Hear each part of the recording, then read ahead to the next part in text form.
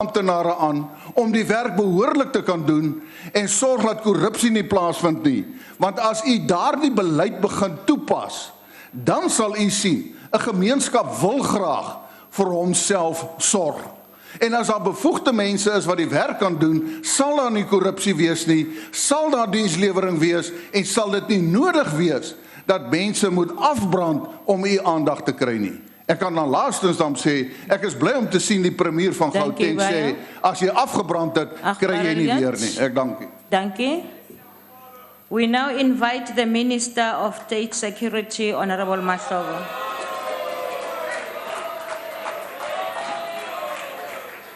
Madam House Chair. Oh, May I address you? Honorable Steenhuisen. House Chair, before the bond market in South Africa has plunged into crisis and when the Minister speaks... Honorable Mahlobo, what's your point of the order? point of order is the Minister of State Security, not the Minister of State Securities, as it's displayed on here. It's written. I see security on my paper. Wow. Okay, I have the right document. Thank you. Honorable Mahlobo, this is your time. Honorable Chairperson, Deputy Speaker, Ministers and Deputy Ministers, Honorable Members, fellow South Africans, the ANC-led government, as mandated by the majority of our people since 1994, reaffirms its commitment to the attainment of a national democratic society as envisioned in the Constitution of our land, the Freedom Charter and other founding documents. Building a truly united, non-racial, non-sexist, democratic and prosperous society is a long and arduous journey which our former President Nelson Mandela spoke of when he said, I quote, "Yindlela ndlela esihambayo." This society could not just emerge on the dawn of our democratic dispensation, but needed to be harnessed and built consciously by all the progressive forces of fundamental change as led by the ANC. Over the last few months, we have witnessed incidents of major concern to the life of South African society.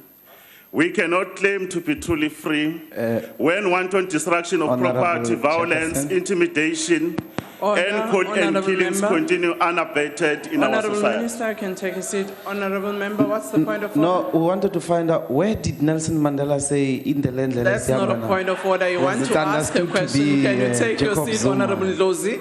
I think it's intellectual Honorable bankruptcy Ndlozi, to take a impose seat. such things on Mandela. Maybe you can help us. Where did Nelson Mandela say that? Honorable Where? Ndlozi, order. Honorable Ndlozi, you want to ask a question and you should have asked and the minister can say whether he would answer or not. Minister, continue. Thanks, Chairperson. The entire nation was brought to tears when more than 20 schools went up in smoke in Vuwani, Vembe district in Limpopo and surrounding villages 2 weeks ago. Words cannot express the untold suffering that has been meted by humanity on our young people, our future. These prophets of doom, backwardness, and counter-revolutionists have no place in our democratic society. The untold suffering was aptly captured by a Congress of South African Students representative, Ms. Michumo Nchwembe, who, speaking during a prayer service over the weekend, had this to say, I quote, "Parents, please stop burning our schools. We are burning our future." Close quote. In less than a month, we'll be celebrating 40 years since the historic June 16, 1976 Soweto uprising. Our icon, the leader of our movement, President O.R. Tambo, eloquently articulated the value of young people when he said, I quote, "A country, a movement, a people that does not value its youth does not deserve its future," I close quote. What kind of a nation and people we have become when we use the future of our next generation to advance a genuine cause at their expense? Shame on you, cowards, who have no revolutionary cause and consciousness. The tears of Vembe district learners cannot be in vain. At the height of the student uprising, President Tambo had to issue a stern warning, a clarion call, and warn against us the destruction of public schools. The phenomenon of burning schools, libraries, and universities, buildings, in the name of voicing grievances cannot be tolerated. It is an attack against the future of our children and must be condemned by all peace-loving South Africans. There are these elements, some of them here in the House, who are hell-bent to cause anarchy and lawlessness. Indeed, the country and her people needs to deepen its value to the youth and harness its potential. The youth in our country, like young people everywhere, are searching for genuine ideals which they can live by and for revolutionary ways to win them. Honorable Chairperson, on the 29th April 2016 in Limpopo High Court, dismissed an application by the traditional leaders of the affected communities to set aside the Municipal Demarcation Board decision on the establishment of the new municipality in the Vembe district. On the 1st of May 2016, the pro-Mercado task team and traditional leaders addressed their communities of Vuwani sport grounds and resolved to disband the task team.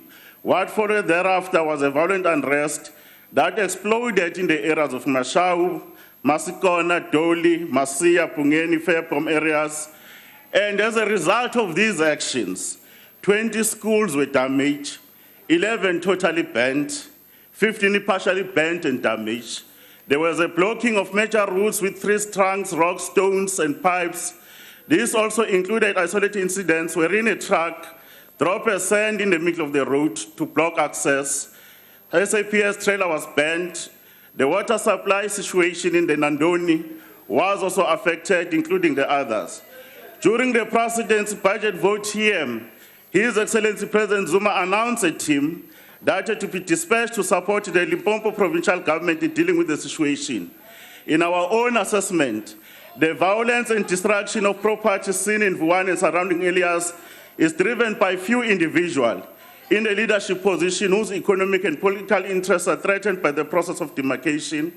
There are also individuals who want to use the demon of tribalism and ethnicity to fuel conflict amongst the community, which has been hitherto living together side by side for centuries. It has been observed by that the use of ethnicity, racism, and religion is one of the most dangerous things to kill society and start an endless war. Therefore, we should refuse to be part of those who want to wake up the demon of tribalism, which we buried in 1912 when we formed the organization of our people, the ANC. Verwoerd and other architects of apartheid racist South Africans, we can't allow their ghosts to be awakened because they belong to the dungeon of darkness, not in our beautiful land. We must thank His Majesty the King of Bavenda Nation, Tony Mpepu, for his unwavering support and the commitment to restore order. Together with the leadership of Limpopo, we have worked and we have spoken in one voice. We have walked around the street, have brought the situation under normalcy. The response by the security forces must be commended. After the difficult condition and the vast terrain that they experience, there are those in the opposition, as is their responsibility, to come and oppose. They don't even care. They have not been in the ground. They don't understand how those people live and what they do. Therefore, we want to thank our security forces, the people that have been in a position to bring to book. Already 23 suspects have been arrested, 35 cases of arson have been opened, 34 cases of malicious damage to property have been done. We are encouraged by the process that was started to try to open the schools yesterday. This is going to be a gradual process given the element of intimidation and fear in certain communities. Our deployment in terms of security personnel will remain in place for long as it is necessary. We'll do everything in our power to ensure that learners, teachers, and members of school governing structures are protected, are in a position to play their respective role in promoting the culture of learning and teaching in our schools. As South Africans, we should refuse to be part of this barbaric thinking of some of the elements within our body politics and society by undermining other people's rights. Those of us who claim to believe in democracy and in our constitution, you better have an opportunity to look at the rights enshrined on Section 16 of the Constitution, where people have the freedom of expression. However, this freedom cannot be used to propagate for war, incite for imminent violence, advocacy of hatred based on race, ethnicity, gender, or religion. Our Constitution further gives us the right that everyone has the right peacefully and unarmed to assemble, to demonstrate, to picket and present petitions. Many South Africans continue to enjoy these rights, but there are those within our various sectors like education, public transport, labor, civil society, and political organization that continue to undermine these rights by engaging in wanton destruction of property, incitement of violence, intimidation, and the loss of life. Those contravening these rights and freedoms cannot be allowed to act with impunity. It is the duty of the law enforcement agencies to take the appropriate steps. No one is above the law, irrespective of the position you hold in society. We shall act without any fear or favor. In pursuit of a non-racial, non-sexist, democratic, and prosperous nation, we must shun those amongst the community who undermine our efforts through their narrow self-interest. Leaders who incite violence, they don't deserve to be leaders. As government, we will continue to engage the identified stakeholders in an effort to find lasting solutions to the joining concerns of our communities. We want to applaud the swift intervention by His Excellency President Jacob Zuma, who encouraged all parties not to close their doors to negotiations. Hence, the strides we've made to stabilize the area, though it remains tense. The ANC leadership should be commended for quickly coming into the space to fulfill its historic role of being the leader of society. We applaud the efforts of parents and communities who have led from the front by protecting public property, infrastructure, hence our saying, nawe uliphoyisa. Kunento bantu baseningizimu Afrika okufuneka sisho. Kunabantu abanochuku lwezithwe. Ukukhuluma kwabo ngaso sonke isikhathi. Bafuna ukusebenzisa imfundo yabantwana bethu. Bashise ama-university. Bashise izikolo. Bashise ama-library. Abantu baseningizimu Afrika masibafakele izibuko labo bantu. Sibabukisise ukuthi banjani. Yingakho ngesintu sithi kunabaholi abakhona kuyo lendlu ehloniphekileyo obengafanele nibanikeze ithuba lokuthi bakwazi ukuthi banihole. Labo bantu labo abahlukene nabantu okufuneka balekelelwe ukuze bakwazi ukulungisa isimo sendlela abacabanga ngayo. We are charged with this enormous responsibility of ensuring South Africa is able to achieve its developmental objectives in a safe and secure environment. In our hands, we hold the dreams, hopes, and aspirations of the future generation of this country. We do not fail them. Only the ANC has the capacity, has the policy, and has the leadership to move South Africa forward. The opposition, even in the debate, they have nothing to offer except to laugh at the plight of our people. They have no understanding how they live and do these issues. God bless Africa. Order, Their sons Honorable and daughters, Member, your time I is up. thank you. Honorable Dudley.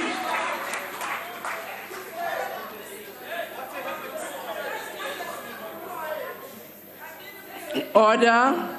Honorable Dudley, you may proceed. Thank you, Chair. While efforts are underway to resolve the crisis and restore some of the damage, political agendas behind the unrest are the biggest stumbling blocks and complicate the situation. This is the reality in South Africa today, as blatant, unapologetic and hugely destructive political agendas drive unrest throughout the country with the aim of creating chaos, destabilizing the country and making it ungovernable. These agendas are an attack on our citizens and the country, and those behind them or complicit in them must be dealt with urgently and decisively. Unfortunately, this kind of anarchy feeds a hungry media which has shown no sign of doing anything other than rewarding those involved with the coverage of attention that they seek, the coverage and the attention they seek. Having said that, the ACDP recognizes the very real concern of Vuwani residents who want the village to remain under the Mikado municipality. The ACDP acknowledges the right of the community to express their concerns and to protest, as they did when community members took to the streets after the High Court dismissed their application to reverse the Municipal Demarcation Board's decision to include them in a new municipality. What is unacceptable, however, is the escalation of the protest to the burning down of schools, blockading roads and stoning of cars travelling on the main road leading to the villages. The Department of Basic Education has said that the education of 100,000 learners has been affected as a consequence of the violent municipal demarcation protests. Schools have been shut down and over 20 schools burned and destroyed since the protests erupted a week ago. For peace and stability to return, the ACDP believes that firstly the demarcation issue must be resolved, and stakeholder meetings will go a long way to moving forward in this regard. It is our understanding that the Demarcations Board has in fact conceded to demands, and if so, we hope this will impact positively on the situation.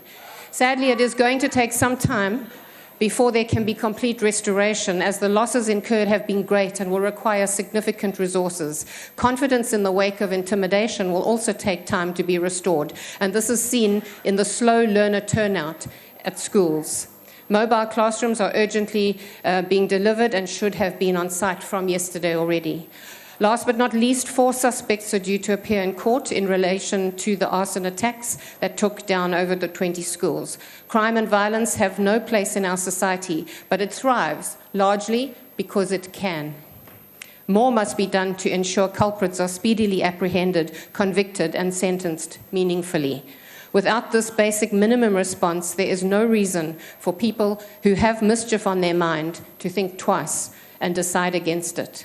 People must also be protected when those with political agendas determine to use them for their own ends. Of course, these people are usually gifted speakers. They know how to use the genuine grievances in communities to their own ends. They have no concern for the damage done and the harm done to individuals, families, and communities in their wake. The ACDP calls on government to deal urgently and decisively with these matters. Thank you. Thank you, Honourable Mbele.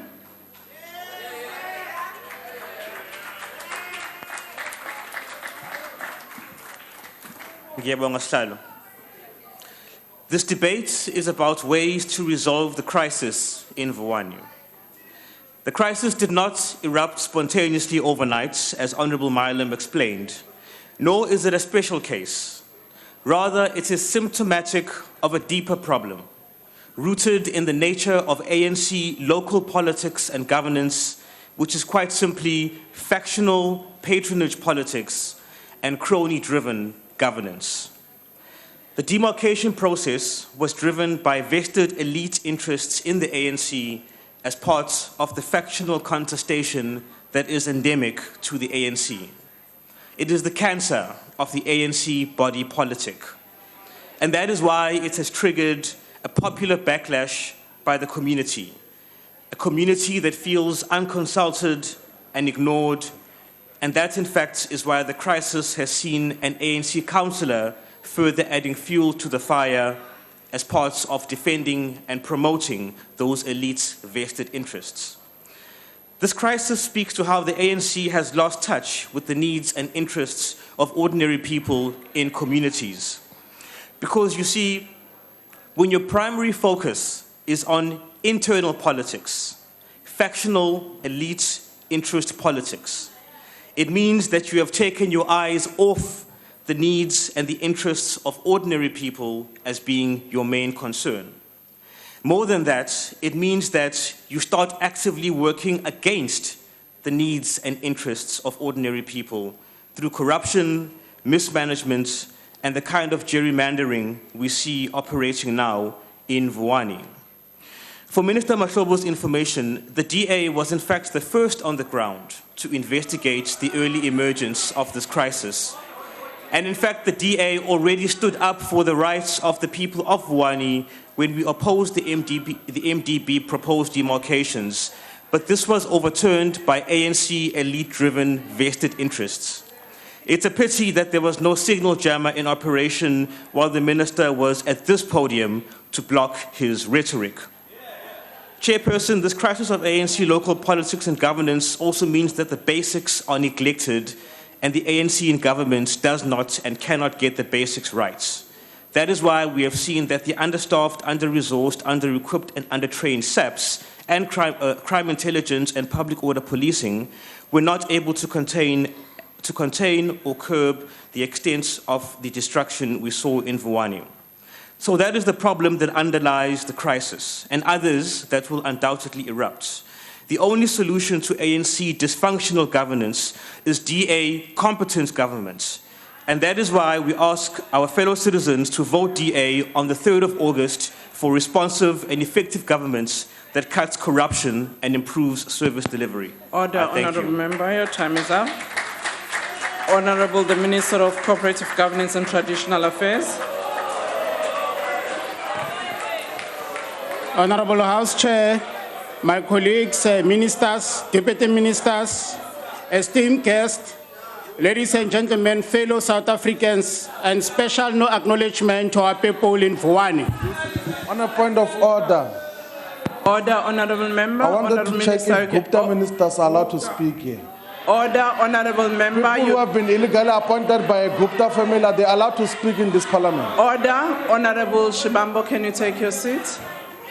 But how do I get addressed by a Gupta appointee? Order, Honourable Member. Honourable House Chairperson, on a point of order. May I just respond to Honourable Shibambo? Honourable Shibambo, we do not have a member of the executive who is a Gupta minister.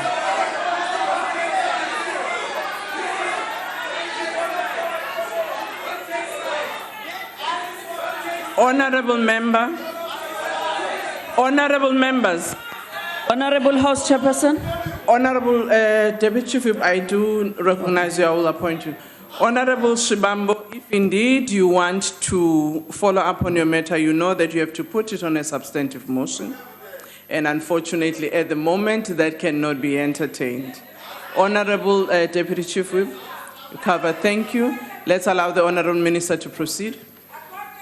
As Chair, I'm tempted to quote Honourable the father of our nation, Tata Nelson Mandela, on the occasion of the signing of our Constitution, when he said, I quote, "As we close a chapter of exclusion and a chapter of heroic struggle, we reaffirm our determination to build a society of which each of us can be proud." Chairperson. Honourable Van Rooyen, can you take your seat? Honourable Ndlozi. No, I thought you could give the opportunity to this Gupta appointee to explain how is he going to get back the money that the pensions of our people have lost. Because his appointment as a Minister of Finance Honourable has House costed Chairperson, our on a economy. point of order. Could we get a sense of explaining on this Gupta appointee? Our people can hear. This Gupta appointee must explain to us how we are going to get the PIC money back. Honourable Ndlozi, I must apologize that I had to switch you off, but you know you were out of order. I would allow the minister to proceed. I quote, "As we close a chapter of exclusion and a chapter of heroic struggle, we reaffirm our determination to build a society of which each of us can be proud as South Africans, as Africans, and as citizens of the world." Unquote. Honourable Minister, can you take your seat? What is your point of order? Thank you. Thank you very much. House Chair, I wanted to check if the Gupta appointee can confirm that the speech he's reading is not written by the Guptas. Honourable Member, you address the chair. No, it's a point of order. I'm raising that you must check with him that this speech is not written by the Guptas. That's not a point of order. Can you take a seat? Honourable Minister, can you proceed? As we commemorate the 20th anniversary of the Constitution, This ANC-led government has been sized with Order. building a society all South Africans can be proud of. Order. We Order. believe we have made exceptional efforts Chairperson. and achievements in this regard, I'm gonna especially in the local government sphere. If you don't Last week, Honourable member, can ratings you please agencies... take That must be clear. Yeah, sit down. No, you can't chair the meeting. I'm chairing the meeting. What is the point Yeah, of can order? I ask for, no, the point of order What is the point of order? The mayor of Gauteng. I want to speak to this There guy. is no mayor in this assembly at the Oh, it's the moment. mayor. Honourable member, can you take your seat? Honourable members, On a point of order, order, House Chair. honourable members, can I